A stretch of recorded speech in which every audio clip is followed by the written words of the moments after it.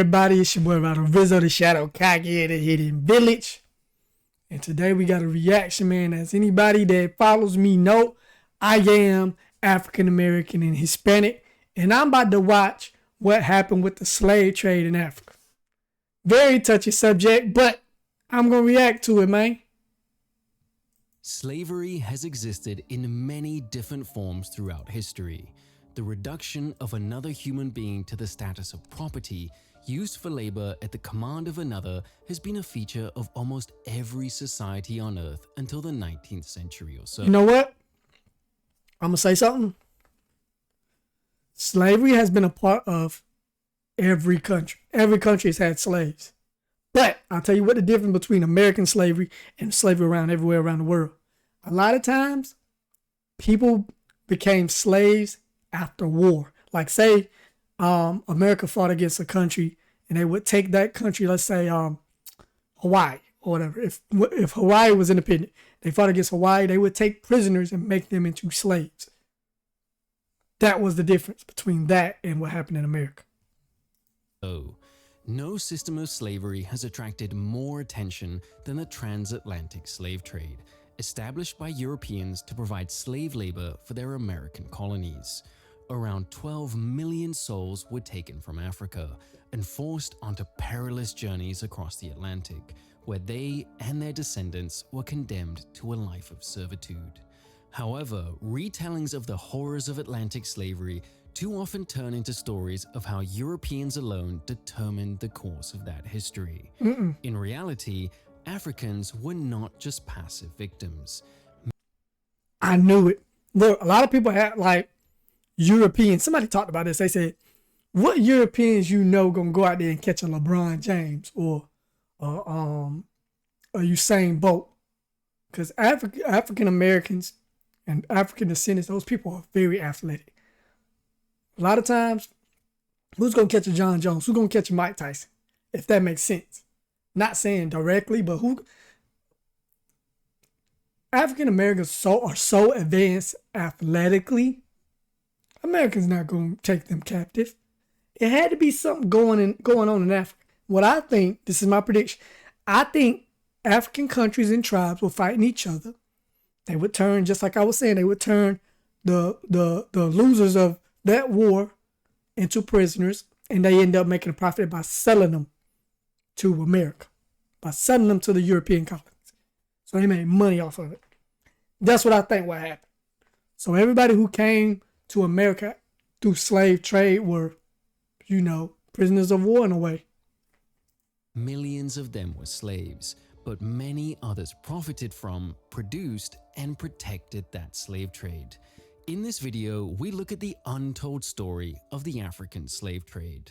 Stick around until the end to learn how some of Africa's greatest kingdoms were built on the profits of slavery, and how Africans fought tooth and nail to protect it from the abolitionist European empires. How long is this video? Slavery not too has long. existed in Africa for as long as recorded history. That's what I'm saying. They've been enslaving each other. Slaves toiling away in its fields and on its monuments. Yes. Ancient Carthage trafficked in slaves across the Mediterranean. Yes. The Ethiopian kings of Aksum wrote proudly of the slaves they took in war.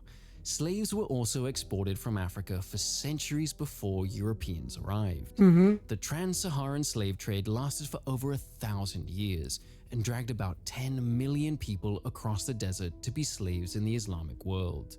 The Indian Ocean also had a similarly long-lasting ocean-going slave trade, with about 5 million ending up in slave ships, bound and branded for use in foreign lands. Yeah. These slaves ended up as laborers, domestic servants, soldiers, or more. Male slaves in the Islamic world were typically castrated, which meant that new slaves had to be regularly imported to maintain the population. Oh, that's crazy. So they made it so where they couldn't have kids. Castration. Yeah. So, dang, that's crazy, cuz. You took a man's birthright from him, dog. Straight up. Man can't even have a son, dog. That's crazy. We'll focus on Western Africa, where the Atlantic slave trade was centered. West Africa was removed from the Indian Ocean trade and mostly secure from Islamic slave raids, but slavery was still a feature of life there long before the Atlantic slave trade began. A succession of powerful empires occupied the region, Yeah. which all rested on complex slave systems. True. The Ghanaian Empire from the 3rd to the 13th century began a tradition of powerful West African imperial states and built much of its wealth through trans-Saharan trading of slaves or goods acquired through slave labor. The salt, copper, and gold that made the Mali Empire and Mansa Musa fabulously wealthy were all extracted with slave labor. Oh, listen. Everybody like to talk about Mansa Musa. Everybody like to talk about how rich Mansa Musa is. He had a part in the slave trade. Everybody hands is dirty, dog. Everybody hands is dirty in this. Don't think you're gonna get out of it just because like you just said, he used it through slave labor. Domestic slavery was also I think he got to go. And Mali was known to import female slaves from the Mediterranean to act as domestic servants in the households of the elites. Most of the slaves were acquired through conquest of neighboring kingdoms, Told you. tribal groups who were too weak to defend themselves. Listen, I've been playing the game Rome 2 Total War, and one of the options when you fight in combat is to enslave the populace or enslave the army that you just fought. Slavery ain't nothing new, bruh. Countries been enslaving each other. Romans were enslaving probably the Gauls in Europe. It ain't nothing new, man. Organized imperial militaries. Successor empires like the Songhay, Jollof, and Kabu inherited the social and economic structures of slavery and continued to acquire slaves as they scrambled to establish their own territories. Tell you. All right, so listen, State Farm. Hell, trying to charge me I give you your money, though. $197 I'll let you get your money. No, thank you. I got a friend who told me about this website. Psych, let's go. $58. Elites in these empires used slaves as a status symbol. An ownership of slaves came to represent someone's wealth and power. See that? Slavery took many See different that? forms in West Africa. Some worked So around listen to the this. lines, others served as soldiers or even political advisors. This is my opinion. We're descendants from the slaves. You know what I'm saying? We were sold as a product, you know what I'm saying, to the my ancestors were sold as a product to the Europeans. Regardless of how you want to see it, whether you believe it or not, there was a slave trade. I'm guessing there was Indians here that looked like African Americans. They were the same color as African Americans. They were pretty much like African Americans. But they also mixed with the slaves that came in through the slave trade. So, you know, we were kind of considered like the losers of any battle that happened in Africa. In some places, slaves were permitted to own land that they cultivated in their free time and might earn enough from this land to Like buy sharecroppers. their own freedom. Yeah, like In sharecroppers. other places, That's all right, the yeah. lot of slaves was more miserable.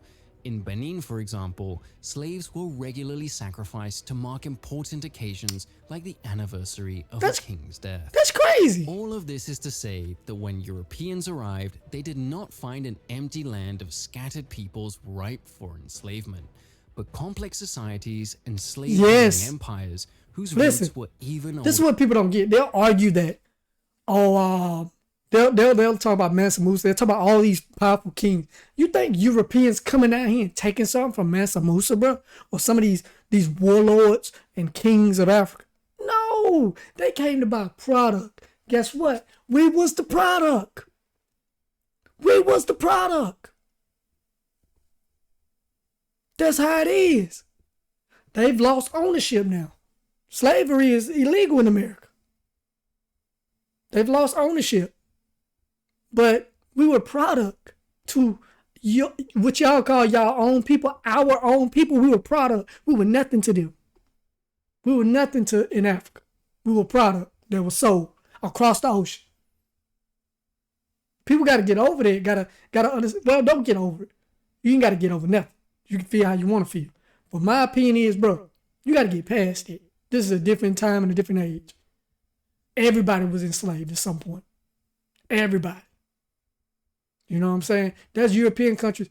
People from Europe, or they were enslaved by the Romans. Or they were enslaved by Alexander the Great. Everybody was enslaved at some point. you know, than those of the Europeans themselves. The Atlantic slave trade was started by the Portuguese in the mid-15th century. Originally, slaves were taken to Europe, but this changed in 1526. they took them to when the America. first Portuguese ships carried slaves across the Atlantic to their new American colonies. Yep. However, the vision of Europeans landing blended on with the African Aztecs. shore, frightening a tribe of natives into submission and dragging them in chains to their ship is not representative of what happened for most slaves. Some slaves were indeed taken in European slave raids, but the vast majority were sold to the Europeans by other Africans. Yes. The European arrival in West Africa came at the same time as the collapse of the Mali Empire. Various splinter states scrambled over each other to seize territory for themselves. The Europeans with their firearms offered these competing rulers a potential advantage over their enemies. In turn, the huge amounts of captives that these kingdoms acquired in their wars were useful currency to trade. So I'm guessing they traded guns for people. Because, you know, we make guns in America and in South America. We send guns down there and people buy drugs or bring drugs. It's kind of like a barter system. So. With the Europeans.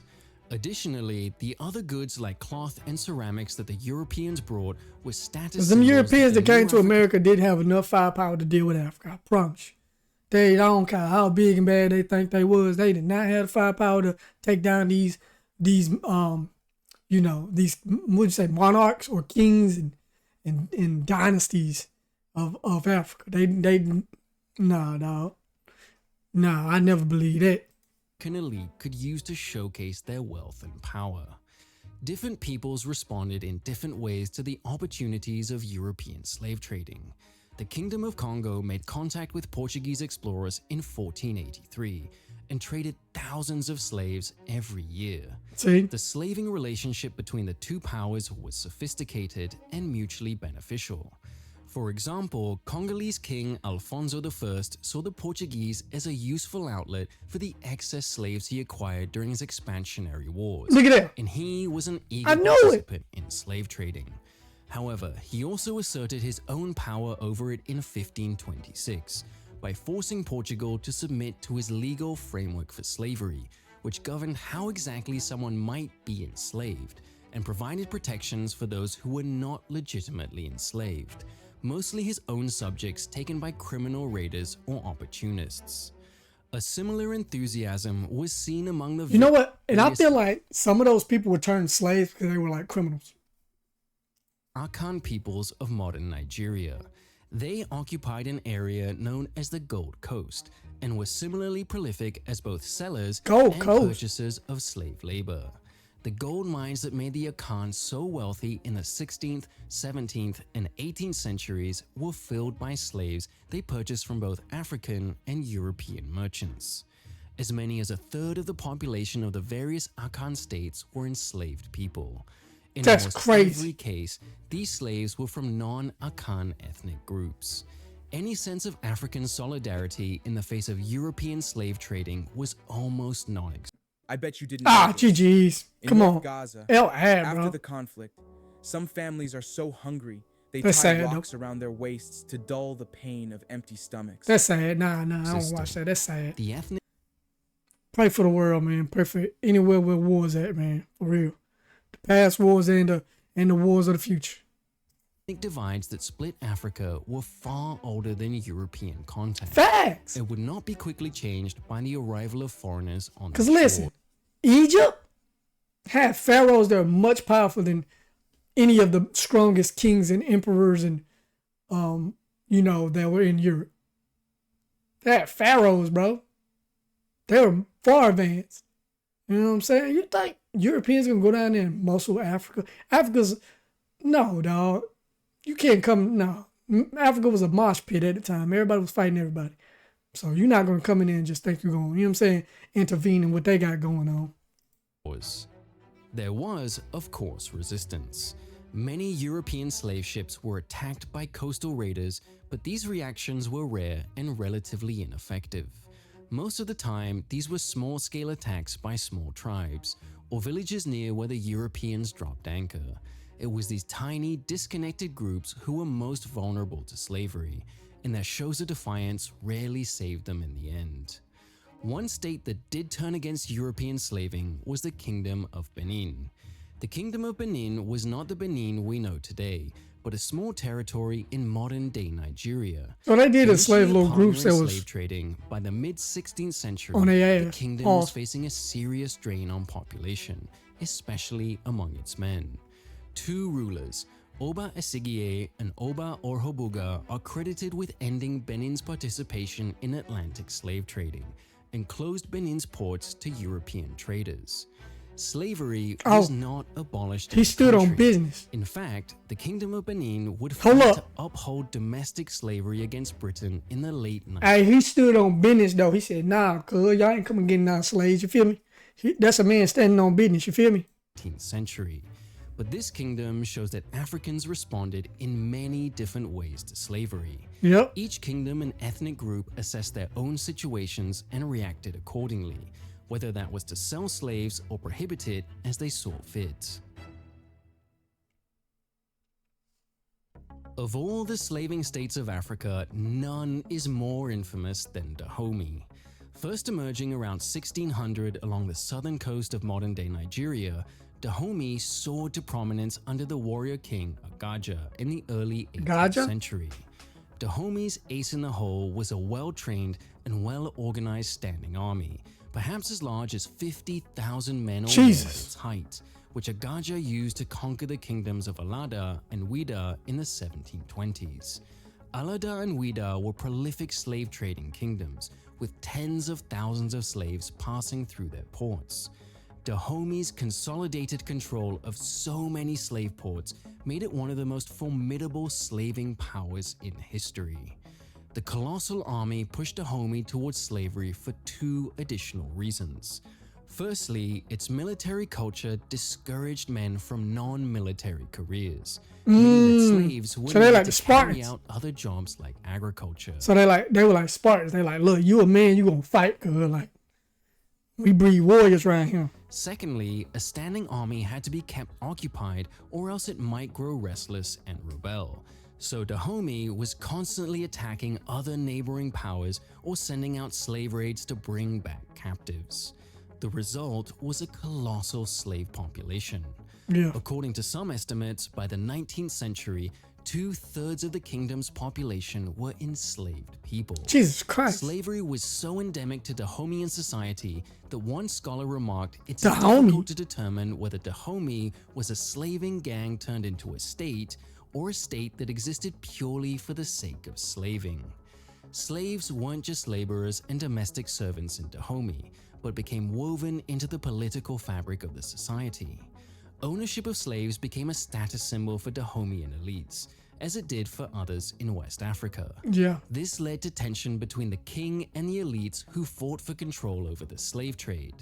Although it is often characterized as a royal monopoly, even the absolute power of the monarch was not enough to rein in elites who established power bases of their own thanks to their trading of slaves. Slaves also became a part of Dahomeyan religion. The annual customs of Dahomey were a day of rituals and public celebration involving military parades, political debates, and human sacrifice of slaves. That's also Appeased some if you ever seen a pot to liquor, you know how they took them I guess you would say slaves or prisoners of war, and they ripped their heart out, sacrificed their heart to Kutakan, I think that's the name of it, the sun god or something like that. spirits and protect Not the Kuda kingdom Khan, what am I for talking a about? year. Hundreds Kuda of slaves Khan's from Mortal Kombat. You know what I'm talking about, that Khan, the sun god, whatever his name is. Kilimanjaro, I don't know. were killed, Y'all know what I'm usually talking about, with though. decapitation, and in some years, as many as 4,000 people were sacrificed on a single day. A similar display of mass sacrifice was required for the funeral of a king, and might occur on a smaller scale for any number of other rituals or social events. Dahomey remained committed to slavery Dahomey! even as the European powers began their crusade Cuz against vicious. in 1818, Cuz King gripping the Gezo head. was forced to make concessions to the British, including the abolition of slave sacrifices, and by the 1840s, Gezo was being pressured to end the slave trade altogether, but he refused. The slave trade is the ruling principle of my people, Gezo told the British. It is the source and glory of their wealth. The mother lulls the child to sleep with notes of triumph over an enemy reduced to slavery. That's The crazy. British managed to force a treaty on Gezo that ended slave trading from Dahomey. You see that, man? It be your own people, man. It be your own people. It be your own people, man. Dahome's ports, it was a source of bitter resentment. They were trying to make The them bend it. Dahomeans subverted it by selling slaves overland to be sold through ports not bound by the treaty's terms.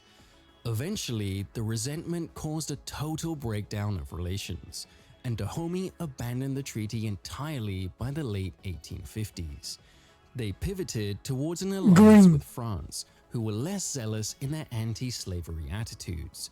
But the collapse of the slave trade would soon bring down the kingdom. As the kingdom's main source of wealth failed, it was forced into desperate raiding and conquest that antagonized the French. After attacking a French allied town in 1889, France waged 2 wars against Dahomey, citing its passion for slavery as a legitimizing moral cause, and toppled the kingdom in 1894. A common misconception about European imperialism in Africa is that colonization and slavery always worked hand in hand. The Europeans set down their claims in Africa to furnish their endless desire for slaves. This was true at certain times. Portugal's colonies, such as those in Angola, were an important source of slaves. By the late 1700s, Portugal's thirst for able-bodied male slaves to work their American plantations meant that Angolan women outnumbered men in their homeland by at least 2 to 1. However, the vast majority of European colonization in Africa occurred after the abolition of slavery. It would be more accurate to say that anti-slavery motivated European colonization. We have already seen how France conquered Dahomey in part to end its slave trading. A similarly hard line against slavery was taken by the British. For example, in 1851, the Royal Navy lay siege to the Nigerian city of Lagos and its king Costco because the king refused to end the slave trade. After a furious naval bombardment, the British compelled Lagos to abolish the trade, forcibly freed every slave in Lagos's territory, and expelled all slave traders from their land. The British later imposed abolition on all of Nigeria. Some historians have noted that while Britain was quick to abolish trading, domestic slavery took a lot longer to root out in Nigeria. The British were concerned that moving too quickly to end slavery there would provoke unrest and resistance from the Nigerians themselves. Abolitionism was similarly evident in the British conquest of Benin in 1897. After the massacre of a British merchant expedition in It sounds crazy, but it makes sense. I'm gonna tell you why. These countries were gaining their wealth from slave trade. These European countries didn't want them to do it because they probably didn't want them to become more wealthy than them, more powerful than them. So they did away with their primary export. So it does make sense why they would try to make them abolish slavery, because they don't want them to become too wealthy off their slaves they're selling. They want to use Africa to get certain things, resources and stuff like that. So you got to keep them weak. But a lot of African countries and nations made their money off slavery, and that's how we ended up here. But, I don't know, man. But that kind of makes sense to me. January of that year, the British launched a punitive military strike against Benin City. Slavery was once again among the justifying causes of the attack and subsequent colonization of the kingdom. According to eyewitness accounts, the king of Benin sacrificed hundreds of its slaves in hopes of acquiring divine protections against the approaching British. The British repopulated the decimated city with freed slaves and offered total emancipation and resettlement to any slave who escaped to their territory. Benin's elites were slow to embrace the change. and British authorities were still trying to stamp out native slavery there into the 1920s. That is not to say that there weren't African abolitionists. There certainly were, not least of all the slaves themselves. But there were many in Africa willing to fight and die to uphold the ancient institution. No discussion of slavery should ever gloss over the fact that millions of Africans suffered unspeakable cruelty across the Atlantic, That's facts. Indian Ocean, the Sahara, or in Africa itself. The scale of the deportations from Africa deserves unique attention, but that suffering was not solely the product of foreigners imposing themselves on a passive continent. Africans were active in their own history and helped to create, expand, and uphold the systems of slavery that shackled other Africans. The story of Africa's support for slavery is as much a part of its history as it's being a victim of it. While the experiences of millions of African slaves deserves all the attention it gets, that doesn't mean we should pretend that other Africans were not traders, raiders, and rulers who facilitated the enslavement of others on their continent. Yep. Africa was not uniquely guilty or innocent of slavery, but part of a shared human story of suffering, exploitation, and eventually abolition. Telling that history gets us closer to the truth and puts African history in its rightful place in world history, as a continent full of people who are as complicated and flawed as anyone else. If you appreciated this dive into the untold parts of African slavery, don't forget to like this video. Hey, I just want to say, nobody's innocent in anything. You feel me? Whether you want to take this as the truth or not, I feel like Africa's been around so long, and Africa's been the continent of Africa and Egypt, and if you don't know Carthage, if you don't know Hannibal Barca, you don't know all these great generals that made these African countries so powerful. Rome actually got a lot of their influence from Carthage, which was a North African city. It was a powerhouse in the Mediterranean. And to believe that Africa was completely innocent is beyond me. You feel me? I think it shed blame and everything. We were seen as products, and the Europeans took advantage of it at some point, but then they tried to abolish it. Maybe because they were afraid that these African countries would become too wealthy and too powerful. But yeah, man, I mean, it's just crazy to see that someone that a lot of people look up to, Mansa Musa, his gold wealth came from, a lot of it, the work was done by slaves. He was conquering other African countries and selling them into slavery to Europeans. But hopefully you like this video, man. It's a bit of a sensitive video, sensitive content for a lot of people. But man, it's just, you gotta accept the truth sometimes. And if you consider this as your truth, then hey, it is what it is. But I think it's the truth, because I highly doubt any European country can invade Africa. If they could, why no country has invaded all of Africa and kept it together? They can't. They're not powerful enough. So, you know what I'm saying? But that's just my opinion. Hopefully you like this video, man. If you like this kind of content, man, hit that subscribe button. Hit that noti bell. Hit a thumbs up on this if you like these sensitive subjects like this. Because I react to everything. I ain't scared to call out whoever.